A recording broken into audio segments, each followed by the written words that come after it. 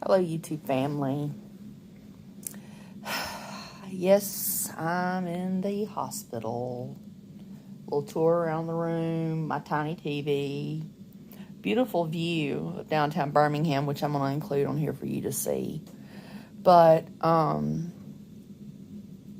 woke up last night around this time. I slept all day. I've slept all day today, too. I spent the whole night in the emergency room. Test after test after test, and infusion after. I had to have magnesium. I had to have potassium. I had to have fluids. I had to have. I had 1 pint of blood there.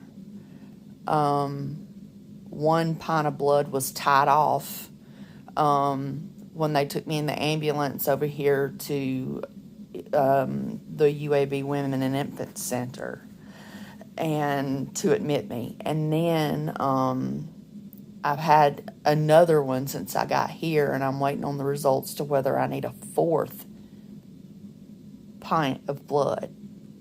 I've known people in wrecks that didn't need that much blood. Apparently, it was very sick. I have something called Neutropenic Fever, and once I looked it up, it was like if I hadn't have went to the emergency room, I could have died in my sleep. It says it's life-threatening. It's the only way that my body knows that there is some type of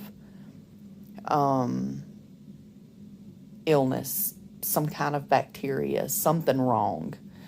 And it scared me to death. They were talking about they wanted to do a spinal tap, because when I do my head like that, as soon as my head gets to about right here, a like electrical pain like zaps down my spine and out the bottom of my feet. But it's been doing that for a couple months. And he said, well, when the doctor got in there, she said that sounded like one of the symptoms of meningitis. And I'm like, wouldn't I be dead by now if I had spinal meningitis? She said, I don't know, but from your records over the past couple of months, you've had really bad numbers on everything. My neutrophils or something like that were really low. And they just kept bringing stuff and hanging it. I had 2 IVs going. I had to have blood out of 2 separate veins. But luckily, now I'm hooked up here and I don't have any needles in my arm. They're giving me 4 different, it's hanging up. I'll have pictures too. But I had 4 different, it's not running right now because the air got in the line because the fluids ran out. But I am eating and drinking and getting fluids, so I'm okay. I was like, I really don't feel like I am sick. But it could have been, but my head, oh my God. They gave me something last night like I ain't never had in my life. They gave me Dilaudid, and I was like, he had like this little ampule, and then the rest of it had to get mixed with saline because it's so strong. And he gave me the little ampule, and I was like, whoa. Like, my head was bobbing back and forth. And he was like, oh, that's just the little starter, little ampule. The rest of it will come in with this. And I was like, the rest of it? And I think I slept for 4 hours. Like, they came in and was doing everything, and I didn't even know they were there. So, my head still hurts, but nobody's given me anything for it yet. But with my head hurting and neck hurting and that twinge, oh, it just did it again, down my legs,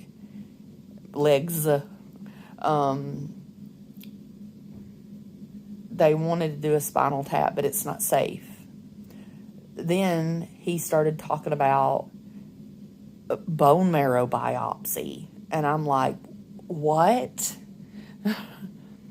I came in here for a fever, and he was like, yeah, exactly. You did the right thing. And I said, well, if it hadn't been for me knowing to come, I wouldn't have been here. I'd have probably been dead in my bed because the Hoover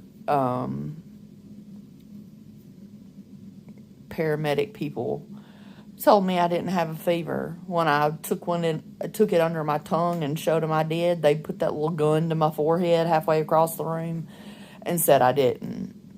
And he said, this is what we use for COVID and everything, and this is what COVID says we use.